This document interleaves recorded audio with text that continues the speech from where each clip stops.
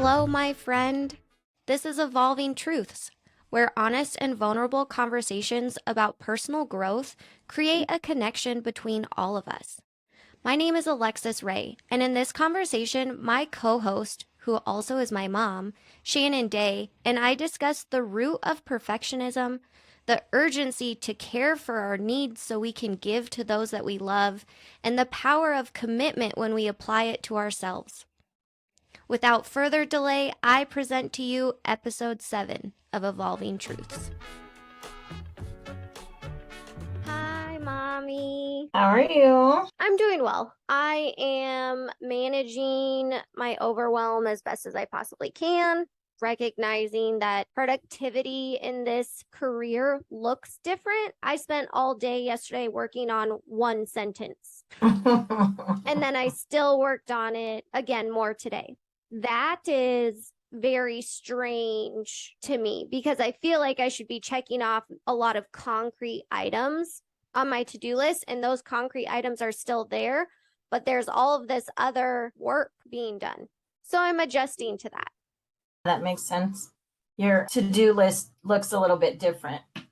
Yeah, there's still concrete things, but then I'm realizing and recognizing how many soft thinking hours are going into the production of this stuff. When you're doing your own thing and working to create it, especially in the beginning, it feels like it takes a lot more. You're thinking finished product, just like with this podcast. It's called Evolving Truths. It's going to do the same thing. Oh, 100%. I have had to let go of my need for perfectionism because perfectionism is actually fear. We're scared of it not being perfect. So instead of doing the task, we just don't. I can't be worried about perfect because otherwise nothing would be getting done. Right. Also, perfect doesn't really exist. I mean, you're perfect as my daughter, but perfect doesn't exist. We could say that we each are our own perfection when we come back to living our truest life and purpose. I think that's a version of perfection in life now. But as far as doing a task, it's actually not supposed to be perfect. Right. I have to get it wrong enough times to then get it right, which is the same way that we level up through life.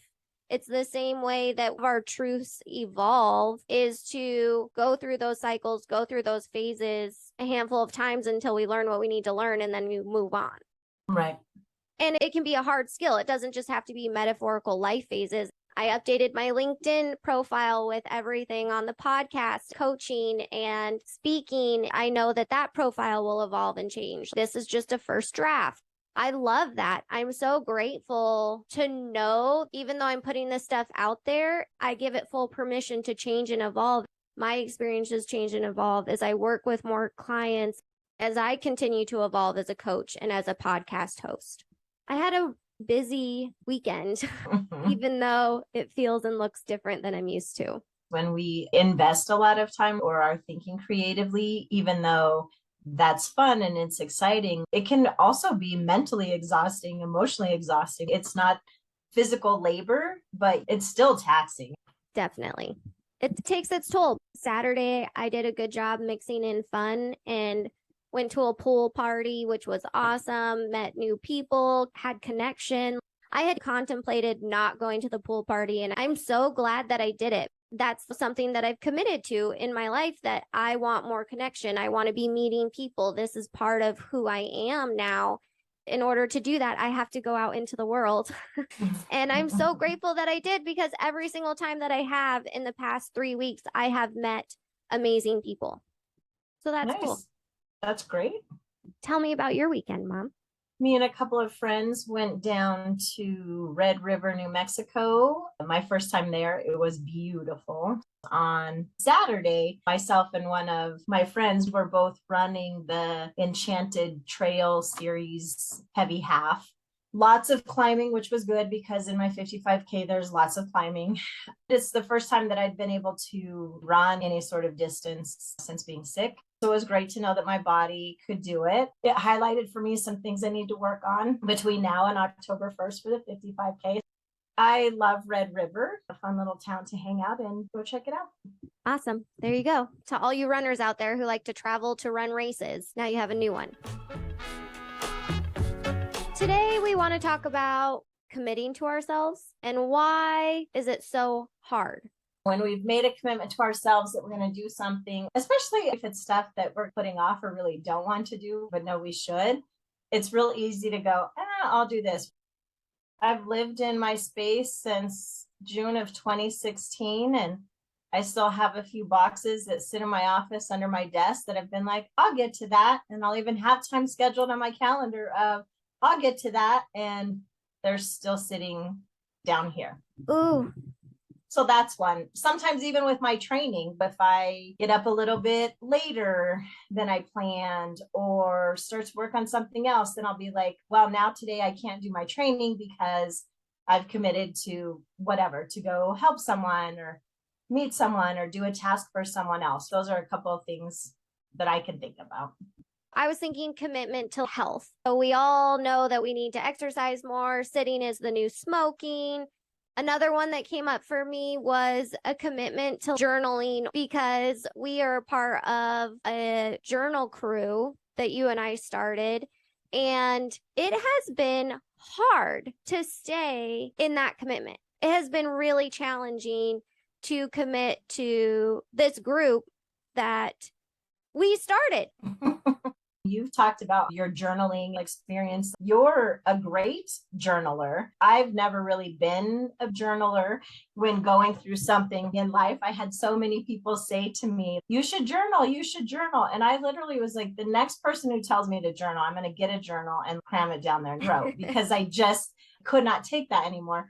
When we saw this journal and decided, hey, let's see if there's a group of people who want to do it. We even laid it out so it's simple. And yet staying committed to that for myself. It's getting off my phone at night before bed. It's getting up 15 minutes earlier. I won't do that, but I'll take an hour out of my day to pick up someone. Or, yeah, I'll come hang out with you on the porch and have a beverage. Sometimes so frustrating. The only way we change is when we start doing these new things that we don't normally do. In preparing for today's conversation, I realized commitment is a choice. We broke this prompted journal down in a way for ourselves and a group of other women in our network to be able to work through it on a weekly or monthly bite-size amount. And we are all still finding it challenging to get ourselves to that book. When I see it on my nightstand, instead of telling myself, oh, I don't want to, or it's such a drag, if I don't pick it up, then I started reframing it to myself of, I'm just choosing not to do that right now. Oh, I like that. I'm choosing to be committed to the journal. The other way to reframe it is if we don't pick it up, say, I'm choosing not to do that, and then say to yourself, okay, well, what am I actually going to do? I'm going to lay on my bed and turn Netflix on. So apparently I am choosing to lay on my bed and turn Netflix on instead of spend 5 minutes and pick up this journal book that I committed not only to myself, but I'm in an accountability group. I'm choosing that when I've told myself that I want to be the type of woman that stays committed to something and transforms her life with daily actions. One of the things that makes it difficult when it comes to keeping commitments to ourselves is we're taught from a young age that it can be selfish. Women especially are taught that, but it can hold true for any gender. Mixed with this piece is being comfortable saying no. It's okay for me to tell my friend, no, I can't do this for you. You don't have to explain it. I was just going to say, I don't even have to explain it, but clearly I feel like I need to.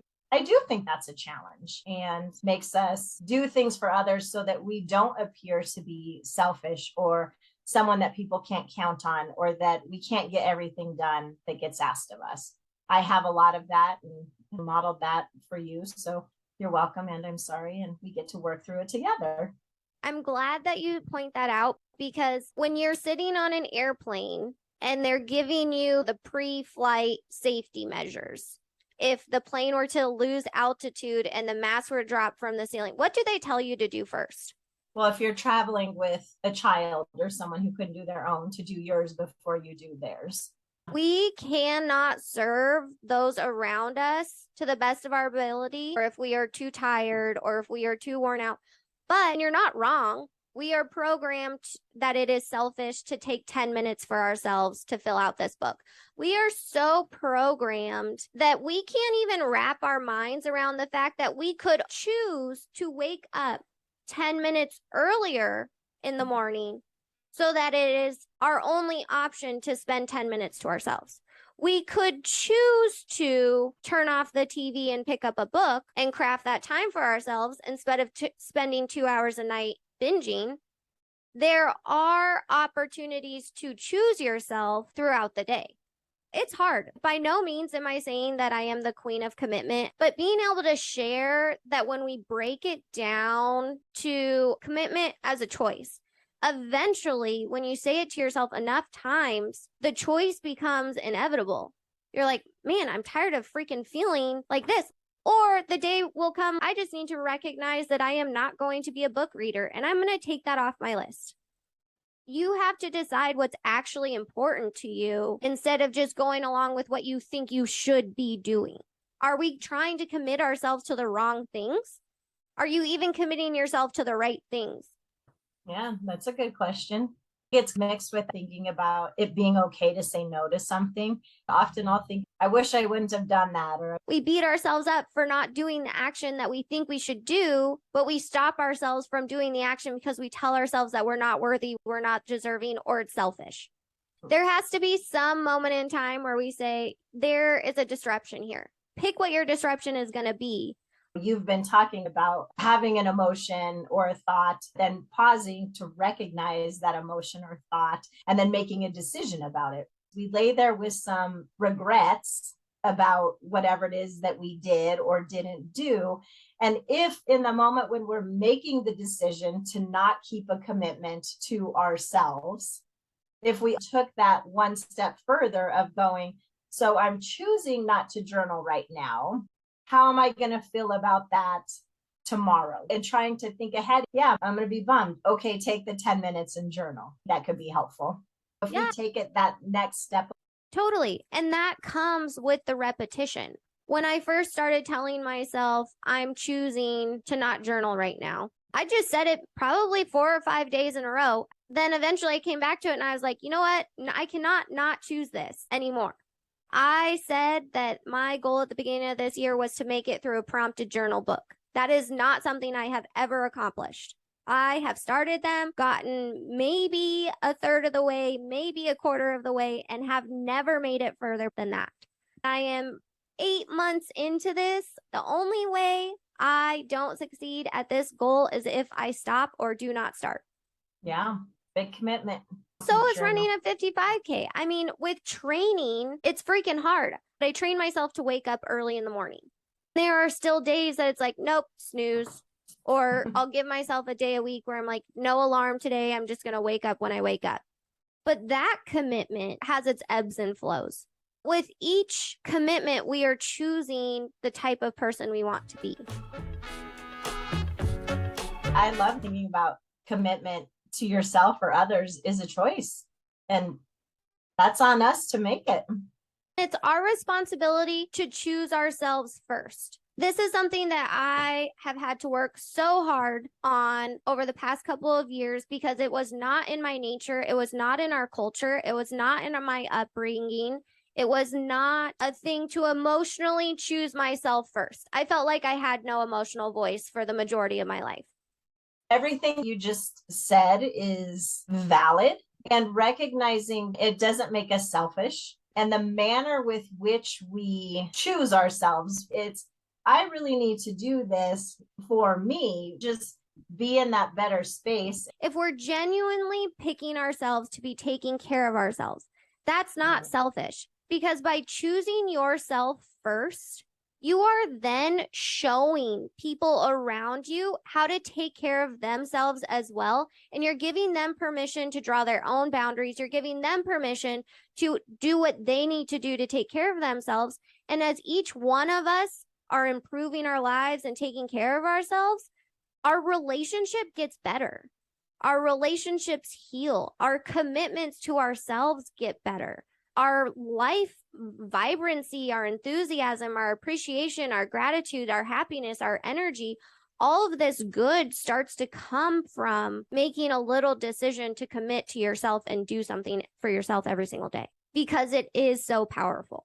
We've heard these things and we're still challenged with doing this. We'd love to hear from those in our community here with Evolving Truths. Have they faced challenges in keeping commitments to themselves? If they have, how have they overcome them or worked through that? Or maybe they haven't been one who struggled with that. As we get ready to say goodbye, Lex, what's one commitment you'd like to share here? And I'll share one, and we'll leave this space open to hear from others. Oof. I am committed to helping others transform their mindset so they can love their life. That's but on a beautiful. smaller scale, I would say this week I am committed to drinking more water. That's a great commitment. I feel like I've been struggling with it the past couple of days. What's yours? I'll give two: staying committed to my 55K. And then I'm going to make sure I pick up the journal. We connected this group of amazing women to have these conversations and to challenge ourselves with it. And I've been stepping away from it. So choosing to finish that journal. Let us know what commitments you've struggled with, what challenges you've faced, what tips and tricks you've used to move past them, or are you still facing them? And let us know if this concept of choice resonates with you. Thank you for sharing your time with us. We enjoyed talking about the challenge of keeping commitments to ourselves and the life-changing impact of commitment as a choice. We hope you take time this week to choose you. Please choose us too. Visit us at evolvingtruthspodcast.com. Share this episode with others and get the conversation going in your circle. While you're at it, we'd love to have you leave a 5-star rating and follow the show wherever you are listening. Remember, life is beautiful, and we are witness to its magic. You are listening to the Evolving Truths podcast, produced and edited by Alexus Lopez, associate producer Shannon Day, recorded from the Corner Studio in conjunction with Alexus Rae Enterprises. The artwork for this project was created by Julie B. Salazar and is entitled Celebration from the Inner Landscape print series. For more information about Shannon and Alexus and to find ways to connect to this community, visit evolvingtruthspodcast.com.